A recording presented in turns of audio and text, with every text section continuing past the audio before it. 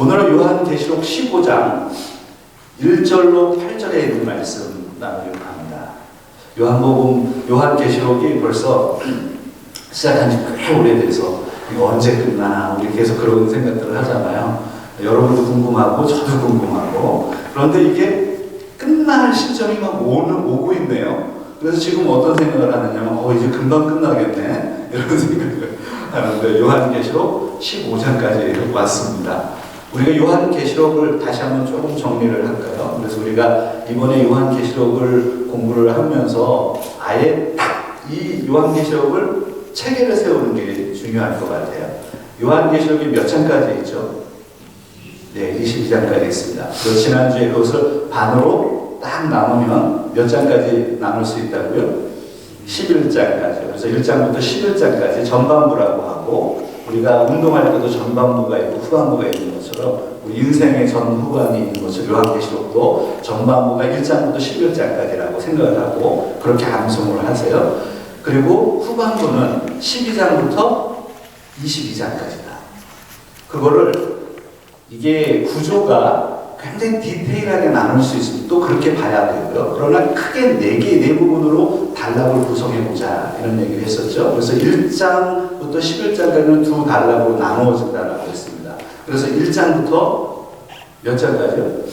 3장까지 나누어지고, 그것은 예수 그리스도의 계시와 그리고 일곱 교회에 대한 이야기, 우리가 머릿속에 있을 겁니다. 그리고 4장부터 그러면 11장까지 나누면 되겠네요.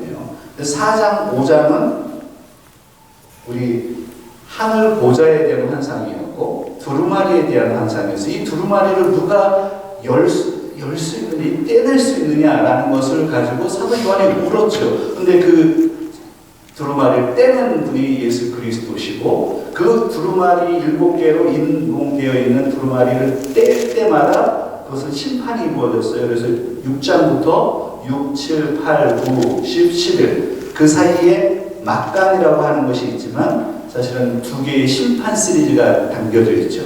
인심판 시리즈와 나팔심판 시리즈. 그래서 이 두 부분으로 나누어집니다. 다시 한번 정리합니다. 금방 정리를 해드릴게요. 1장부터 11장까지는 두 단락으로 나누어집니다. 1장부터 3장, 그리고 4장부터 11장. 되셨죠? 자, 그 다음에 12장부터는요. 12장부터 22장까지는 이것도 두 단락, 크게 두 단락으로 나눠보죠. 그래서 12, 13, 14장, 지난주에까지 살펴보았던 14장까지가 하나의 묶음으로 좀 볼 수 있어요. 그러나 이것을 좀 더 연결해서 심판이 어디까지 가느냐 하면 18장까지 가서요. 18장까지 가서 12장부터 18장까지는 그냥 바벨론의 심판이라고 크게 한번 묶어보자. 제가 그런 말씀 드렸습니다. 자, 몇 장부터 몇 장까지요? 12장부터 18장까지를 바벨론의 심판이, 바벨론은 하나님을 대적하는 세력이죠. 그래서 용에 대한 이야기가 12장부터 나오잖아요. 그래서 그 영적인 전투를 12장부터 디테일하게 14장까지 보여주고 있었고, 그리고 오늘 15장이 시작이 될 텐데, 아무튼 12장부터 18장까지를 바벨론의 심판으로 보고, 그 다음에 19장부터 조금 이걸 또 구분할 수 있습니다만 크게 한번 보자고요. 19장부터 그러면 22장까지 나눌 수 있겠네요. 거기는 그럼 어떻게 설명하면 되겠습니까? 바로 그리스도의 승리입니다. 한번 따라 할까요? 그리스도의 승리. 그래서 19장에 보면 그리스도의 재림의 문제, 그다음 재림의 사건, 천년왕국, 그리고 천년왕국에 대한 것은 아주 중요하게 나중에 다뤄질 겁니다. 그리고 새하늘과 새 땅에 대한 얘기가 나오고 요한계시록 정리가 됩니다. 그래서 머릿속에 이제 우리가 계속 요한계시록을 들여다보니까 좀 그림이 그려지죠. 아, 그렇구나. 그 가운데 요한계시록 1장부터 22장까지의 핵심적인 것은 무엇이냐면 세 가지의 심판을 이해하는 것이다. 이런 얘기를 했었죠. 세 가지의 심판을 또 한번 외워볼까요? 첫 번째 심판은 7가지의 일곱 개 인 심판, 그 다음에 두 번째는 7가지 나팔 심판, 그 다음에 세 번째가 대접 심판입니다. 그래서 오늘 15장과 16장이 마지막 이 세 번째 재앙인 나팔 재앙과 관련된 부분입니다. 사실은 이제 다음 주에 16장에 들어가면 실질적으로 7개의 나팔 재앙이 어떻게 이루어지는지를 하려고 하고 있는 것이 요한계시록 16장이거든요. 15장과 연결되어 있어요. 그래서 15장 1절을 한번 다시 그런 큰 그림을 가지고 15장 1절에 있는 말씀을 지어다보도록 하겠습니다. 15장 1절이요. 같이 읽습니다. 또 하늘에 크고 이상한 다른 이적을 보내 7 천사가 7 재앙을 가졌으니 곧 마지막 재앙이라. 하나님의 진노가 이것으로 어떻게 한대요? 마치리라. 그래서 알 수 있는 거예요. 하나님의 심판이 마칠 때가 있습니다.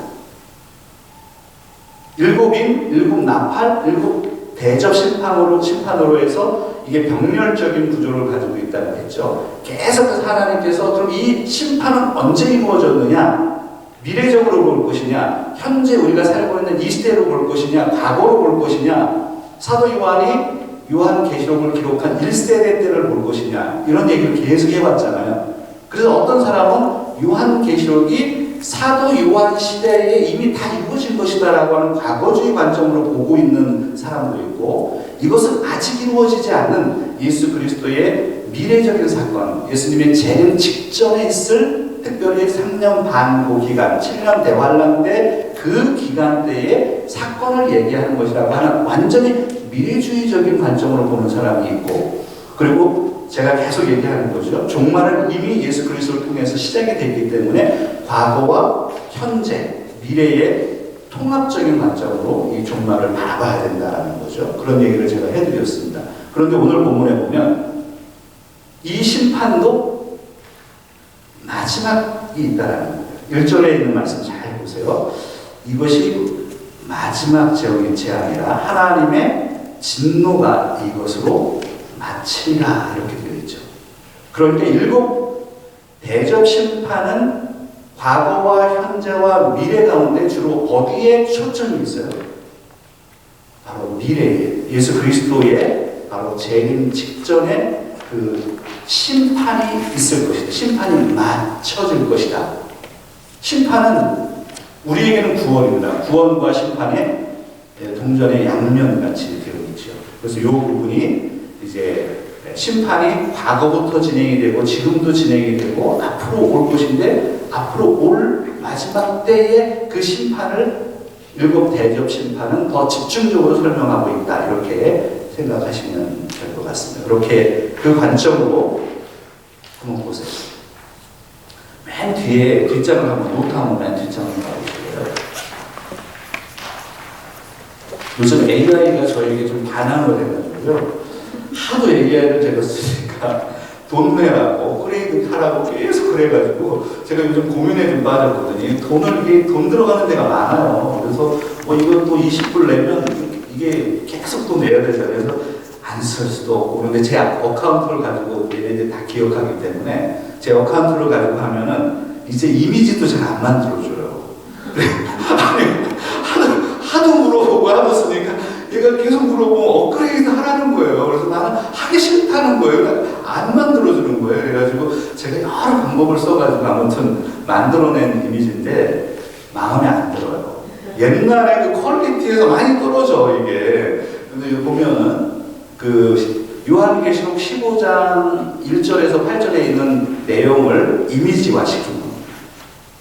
일단 제일 중요한 것은요, 밑에 바닥을 보세요. 바다가 있는데 이 바다가 무슨 바다예요? 유리바다예요. 이 유리바다가 도대체 무엇일까? 유리바다에 밑에 사탄이 좀 보이네. 용이 보이죠? 짐승이 보이죠? 짐승이 막 올라오려고 하더라도 이 짐승은 절대로 그 유리바다 위로 올라올 수 없어요. 바다가 유리야. 뚫고 올 수 없다는 거예요. 그럼 그 바다 위에 존재하는 존재들은 누구예요? 바로 구원받은 하나님의 백성들.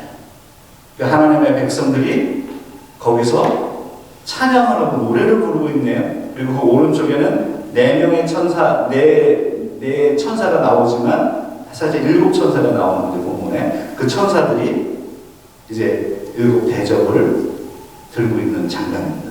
이 머릿속에 한번 그리고 오늘 본문을 보세요. 이제 본문 1페이지를 좀 넘어갈까요?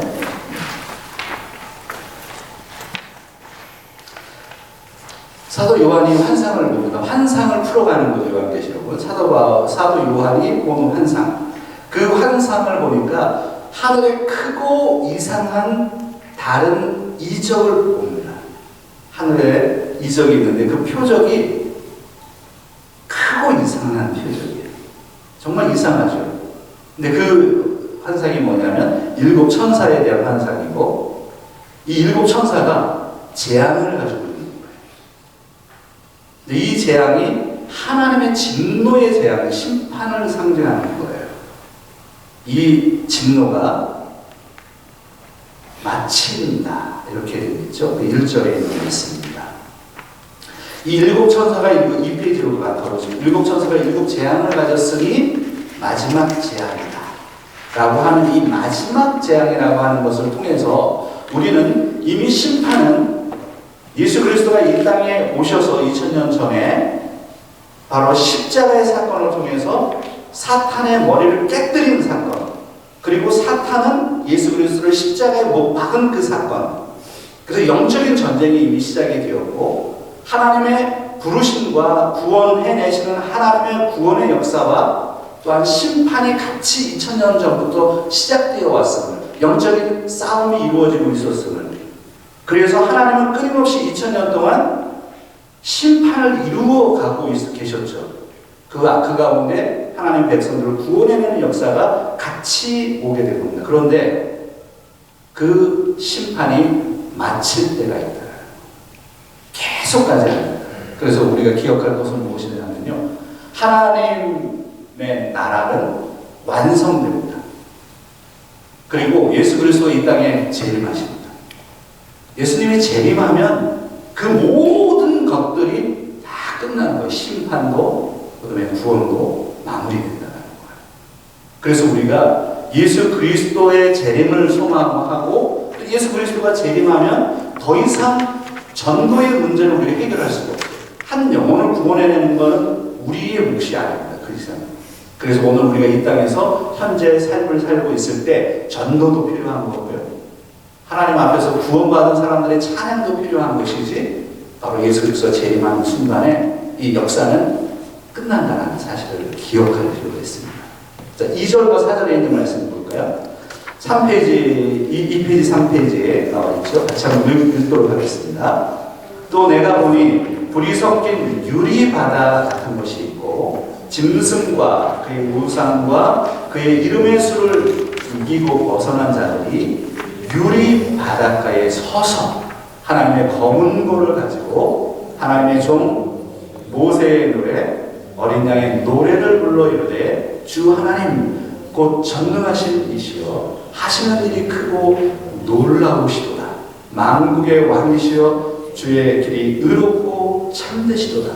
주여 누가 주의 이름을 두려워하지 아니하며 영화롭게 하지 아니하오리까. 오직 주만 거룩하시니이다. 주의 의로우신 일이 나타났음에 만국이 와서 주께 경배하리이다. 할렐루야. 이게 이제 여기에 찬양이죠. 성경에 보면, 여러분 성경을 한번 보세요. 성경에 보면 이 3절하고 4절을 이렇게 좀 다시 모아가지고 가사라고 하는 걸 표현해놓은 뭐 성경이 있나요? 아니면 그냥 그대로 연결해서 기록을 해놨나요?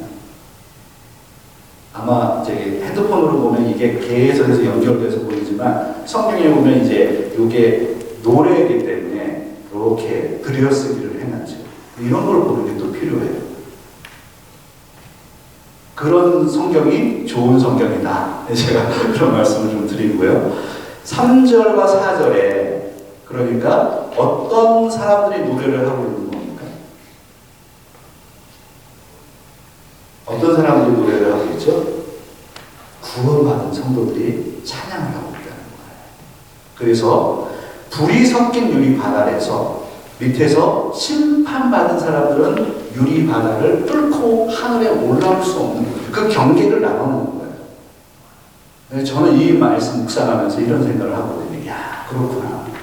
우리가 살면서 다 할 수 있는 것 같이 느껴지는 거예요. 그런데 구원의 문제는 우리가 절대로 해결할 수가 없어요. 심판의 문제는 우리가 그건 면하거나 뭐 그럴 수 없는 겁니다. 그러니까 이 땅에 살면서 내가 이 구원의 문제, 우리 인생의 문제를 내가 푼다? 그럴 수 없어. 유리 바다인데 불이 있어서 밑에서는 도저히 올라올 수 없는 하나님의 경계를 나눠버리신 거죠. 우리가 흔히 지옥과 천국에 대한 이야기를 합니다. 지옥이요? 지옥에 있는 사람이 천국으로 가고 싶잖아요. 어떻게 가요? 천국에 있는 사람들이 지옥에 있는 내 가족을 불러내고 싶은데 어떻게 잡아당길 수 있나요? 그거는 우리의 영역이 아니고 딱 막아버렸어요.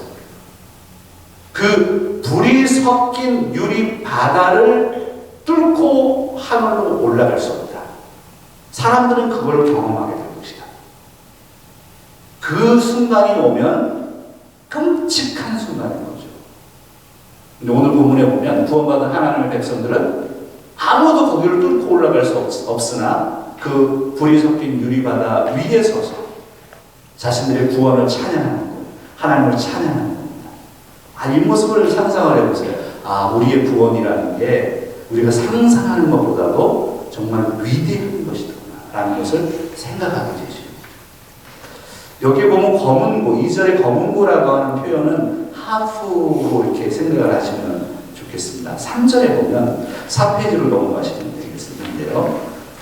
3페이지, 4페이지를 보시면 2절을 한 번만 더 읽어보시겠습니다. 2절. 의미를 생각하고 한번 다시 읽어보겠습니다. 또 내가 보니 불이 섞인 유리 바다 같은 것이 있고 짐승과 그 우상과 그의 이름의 수를 여기서 보세요. 이기고 벗어난 자들이 유리 바다 가에 서서 하나님의 하프를 가지고 찬양을 한다는 거예요. 여기 보면 그러면 이긴 자가 누구냐? 이긴 자. 이긴 자는 우리가 설명이 필요 없어요. 제 지금 설교 계속 들어온 사람들은, 지금 성도 여러분들은 이 이긴 자는 예수 그리스도를 믿는 구원받은 자라는 걸 우리는 다 알잖아요. 그런데 이 부분을 어떻게 해석하느냐? 정말 끔찍하게 해석하는 대표적인 인물 한 분 소개해드릴게요. 5페이지로 가보세요. 이긴 자가 누구냐라고 했을 때 신천지에 또 해서 좀 죄송하지만 제가 이렇게 정리를 해드리려고 또 필요하기 때문에 좀 말씀드립니다. 신천지의 이만희 씨가, 교주가 이만희 씨죠. 이만희 씨가 자기가 이긴 자예요. 이만희 씨가 어떤 생각을 하고 있느냐면 요한계시록 2장과 3장에 보면 이긴 자에 대한 얘기가 나오잖아요. 그러니까 그 이긴 자가 자기라는 거예요. 그래서 요한계시록을 풀 수 있는 사람, 해석할 수 있는 사람은 자기라는 거예요. 여러분 동의하세요? 뭐 그냥 한번 정말 저 얘기 좀 해보세요. 동의하세요? 우리 그거 동의를 어떻게 해요, 그 이야기를. 그런데 신천지에서는 그거를 당연하게 받아들이잖아요. 그래서 신천지 이만희 씨는 요한계시록을 신천지에서 계속 풀어주거든요. 유튜브에 신천지 유튜브가 굉장히 많이 올라가 있어요. 그런데 놀라운 게 뭐냐면, 그래서 참 조심스러운 게, 성도님 제가 이렇게 해드리는 이유가 있어요. 유튜브에 정말 알 수 없는 신학을 알 수 없는 요한계시록에 대한 그 유튜브들이 많이 올라갔는데, 그런 유튜브들이 막 30만 원씩 막 찍는 거예요. 그러니 많은 사람들이 막 듣는 거예요. 서로 인간들끼리 듣고 막 그러는데, 근데 문제는 잘 보세요. 지금 이만희 씨가 얘기하는 게 뭐냐면 자기가 이긴 자라는 거예요. 아니 지금 이긴 자가 왜 이만희 씨로 왜 해석이 돼야 되냐? 이만희 씨의 교리는 뭐냐면 자기만이 요한계시록을 해석할 수 있다라고 얘기합니다. 이거 무슨 얘기예요 도대체? 자기가 이긴 자고 바로 요한계시록을 풀어주는 실체고, 그래서 자기 집단이 들어와야지만 구원을 받을 수 있고, 이렇게 자기 해석을 하는 그런 사람들이 너무 많습니다. 그래서 오늘 본문에도 보면 이긴 자가 누구냐고 했을 때 이만희씨라고 하는 책에, 자기 책에 나오는 거예요. 제가 이거 다 읽고 다 정리해서 여러분에게 소개를 하는 거죠. 이긴 자가 도대체 누구냐? 여기서 이긴 자는 모든 충실한 하나님의 성도라는 것을 우리는 정리해 갈 수 있겠습니다. 자, 그 다음에 뒤에 넘겨보시면 이만희 씨 얘기는 좀 더 해야 됩니다. 오늘은 6페이지에 가시면 특별히 그 유리 바닷가에 서서 믿음 가운데 승리한 자들, 바로 성도들이 찬양을 하는데, 그 찬양의 노래가 뭐냐면 바로 모세의 노래, 모세의 노래, 어린 양의 노래다. 앞에 보면은 이제 새 노래라는 게 나오고, 그 다음에 오늘 본문에는 모세의 노래라고 특별히 나옵니다. 그 이유가 뭘까? 모세의 노래는, 모세하면 우리가 출애굽을 생각하잖아요. 그래서 새 출애굽에 대한 모티브가 여기에 담겨져 있는 겁니다. 하나님께서 이스라엘 백성들을 구원해낸 것처럼 하나님의 백성들을 구원해내시는 그 출애굽의 사건을 기억하면서 어린 양이라고 하는 걸 기억하시죠? 출애굽기에 보면 그 어린 양이 바로 피의 문설주의 피를 바르므로 인해서 어린 양이 구속을 이루죠. 그래서 출애굽 모티브를 생각하면서 하나님이 이스라엘 백성들을 구원한 것처럼 오늘날 저와 여러분들을 어떻게 구원해내셨는지 종말의 때에도 바로 하나님을 이렇게 찬양하는 그러한 찬양의 모습을 우리가 보게 되는 것이죠. 그래서 그 내용들을 보면 7페이지에 보시면 주 하나님 곧 전능하신 이시여 하시는 일이 크고 놀랍습니다. 만국의 왕이시여 주의 길이 의롭고 참되십니다. 주여 누가 주의 이름을 두려워하지 아니하며 영화롭게 하지 아니하겠습니까? 오직 주만 거룩하십니다. 주의 의로우신 일이 나타났음에 만국이 와서 주께 경배할 것입니다. 저는 이런 내용이 있잖아요. 대표기도 하시는 분들, 제가 다음 주 재직 세미나 할 때 대표기도에 대해 좀 정리해 드릴 거예요. 그런데 이 부분, 이렇게 하나님을 경배하는 것들을 좀 참고해 보세요. 우리가 하나님을 어떻게 경배해야 되는지가 나와 있는 거예요. 거룩하신 하나님을 우리는 찬양해야 돼요. 그리고 하나님의 기이한 표적과 이적을 찬양해야 돼요. 그분이 하신 일을 찬양해야 돼요. 이게 우리의 기도에, 우리의 설교에 드러나야 된다고. 모든 게요. 설교도 그렇고 예배도 그렇고 대표기도도 그렇고 찬양도 그렇고요. 전부 우리가 기억해야 될 게 뭐냐면 하나님의 영광을 위해서 초점이 맞춰져야 돼요. 이게 개혁교회에서 항상 외치는 거죠. 인간 중심의 어떤 그런 게 아니고 하나님의 영광을 위해서 말씀도 선포돼야 되고, 그리고 여러분의 대표기도 그렇게 나오면 좋은 거예요. 그래서 하나님을 찬양하는 이런 패턴들을 좀 보시고 좀 이렇게 연구를 해보시면 좋을 것 같습니다. 자, 그 다음에 이제 마지막으로 5절부터 8절에 있는 말씀을 좀 넘어가 볼까요? 8절에 8페이지, 9페이지에 나와 있습니다. 설교를 이제 정리해 가겠습니다. 5절과 8절 같이 한번 읽습니다. 또 2일 후에 내가 보니 하늘에 증거 장막의 성전이 열리며 7 재앙을 가진 7 천사가 성전으로부터 나와 맑고 빛난 세마포 옷을 입고 가슴에 금띠를 띠고 내 생물 중에 하나가 영원토록 살아계신 하나님의 진노를 가득히 담은 금대접 7을 그 7 천사들에게 주니 하나님의 영광과 능력으로 말미암아 성전의 연기가 가득 차매 7 천사의 7 재앙이 마치기까지는 성전에 능히 들어갈 자가 없더라. 여기에 보면 아주 중요한 단어를 만납니다. 이거는 사람들이 잘 주목하지 않는 단어예요. 근데 주목한 단체가 있죠. 5절에 또 2일 후에 내가 보니 하늘에 무엇이 열렸다고요? 성전이 열리는데 이 성전이 무슨 성전이에요? 증거 장막 성전이에요. 증거 장막 성전. 우리는 이런 단어에 막 꽂히지 않아요.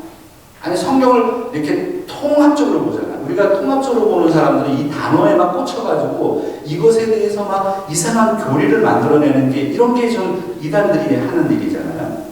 특별히 이 증거 장막 성전에 꽂힌 단체가 어디예요? 제가 미리 얘기해서 신천지잖아요. 신천지의 원래 자기의 교단의 이름이 뭐예요? 신천지의 교단. 우리는 신천지라고 알고 있잖아요. 우리 많이 알고 계시는데 신천지 하도 많이 들어서 우리는 신천지만 알고 있죠. 그런데 신천지, 예수교, 증거, 장막, 성전이 그들의 본 이름이에요. 신천지, 예수교, 증거, 장막, 성전. 그러니까 이 증거, 장막, 성전이 어디에 나와요? 요한계시록의 15장 바로 5절에 나온단 말이에요. 이 부분을 차용해서 증거, 장막, 성전이 그러면 우리는 내가 해석을 안 해드려도 여러분 딱 봤을 때 이 증거, 장막, 성전이 하늘을 얘기하는 거, 하늘 성전을 얘기하는 거에 땅의 어떤 장소를 얘기하는 거 한번 얘기해 보세요. 이거는 해석이 뭐 필요한가요? 증거, 장막, 성전이 지금 하늘에서 얘기하는 거에 땅을 얘기하는 거예요. 하늘의 성전을 얘기하잖아요. 하나님이 임재하신 그것을 얘기하잖아요. 그런데 이 증거, 장막, 성전이 바로 과천에 있다는 거예요. 과천에. 그것도 전 세계의 한국의 과천에 있다는 거예요. 그 증거, 장막, 성전에 들어와야 14만 4천을 들어오는 거죠. 그래야지 구원을 받는 이런 교리를 신천지에서 펴는 거죠. 그런데 이 사실을 이렇게 얘기하는 것들에 대해서 사람들이 미혹당한단 말이죠. 그래서 이것은 사탄이 아닙니다. 뒤에 사탄이 사람들을 미혹시키는 거죠. 이 얼마나 놀라운 이야기냐. 여기서 증거, 장막, 성전이라고 하는 개념은 출애굽 모티브가 오늘 본문에 들어가 있다 했잖아요. 증거, 장막이라고 하는 것은 우리에게 모세오경으로 인도합니다. 모세오경에 보면 장막이라고 하는 것은 이 텐트는 뭐냐 하면 구약의 백성들에게 어떻게 했죠? 구약 백성들에게 텐트를 만들고 그걸 회막이라고 했죠. 성막이라고 했죠. 거기가 바로 성전입니다. 하나님의 임재가 이루어지는 곳입니다. 그 안에는 증거궤가 있습니다. 그래서 이러한 하늘의 증거, 장막, 성전이라고 하는 것은 상징적인 의미죠. 그래서 하나님께서 이스라엘을 만났던 그 성전, 하늘의 성전을 얘기하는 거죠. 그 성전을 특별히 출애굽 모티브의 관점으로 요한계시록 15장에서 풀어내고 있는데 이것을 한 사람이 개인적으로 자기 생각에 의해서 증거, 장막이 바로 신천지고 신천지의 장막이고 그 안에 들어와야지만 구원이 있고 뭐 이렇게 자의적인 해석을 하는 건 우리는 절대 받아들일 수 없는 겁니다. 그래서 얼마나 많은 사람들이 미혹이 됐습니다. 자, 9페이지 보셨죠? 10페이지로 좀 넘어갈까요? 제가 그런 얘기를 9페이지와 10페이지에 좀 설명을 해드렸습니다. 11페이지에 이제 말씀 정리해 가겠습니다. 11페이지에 보시면 6절과 7절에 있는 말씀을 보시면 7 재앙을 가진 7 천사가 성전으로부터 나와 맑고 빛난 세마포 옷을 입고 가슴에 금띠를 띠고 천사의 모습을 상상을 해보세요. 그 증거, 장막, 성전 하나님의 그 거룩함이 있고 임재가 있고 증언이 있고 구원에 대한 증언이 있는 그 성전에서 나왔어요. 7 재앙을 가지고. 그런데 맑고 빛난 세마포 옷을 입고 가슴에 금띠를 띠고 찬란한 천사들이 나오는 거예요. 그런데 7절을 보세요. 7절을 같이 한번 읽어볼까요? 내 생물 중에 하나가 영원토록 살아계신 하나님의 진노를 가득히 담은 금대접 7을 그 7 천사들에게 줍니다.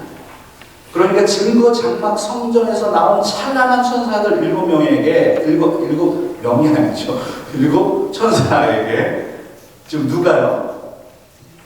내 생물 중에 하나. 내 생물 어디서 나왔어요?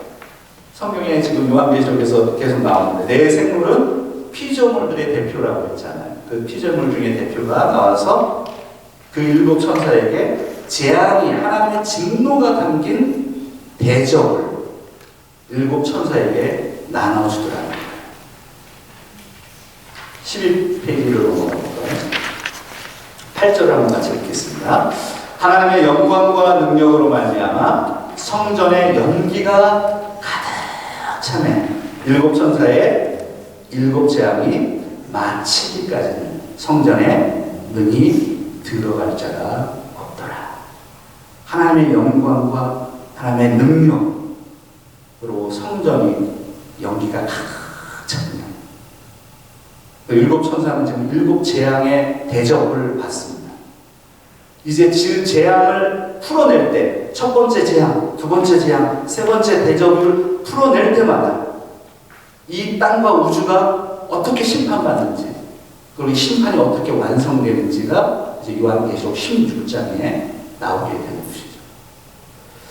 말씀 이제 정리하겠습니다. 오늘 요한계시록 15장에 있는 말씀을 저희들이 살펴봤는데요. 하나님의 구속사, 하나님의 구원의 역사는 심판과 구원으로 이루어집니다.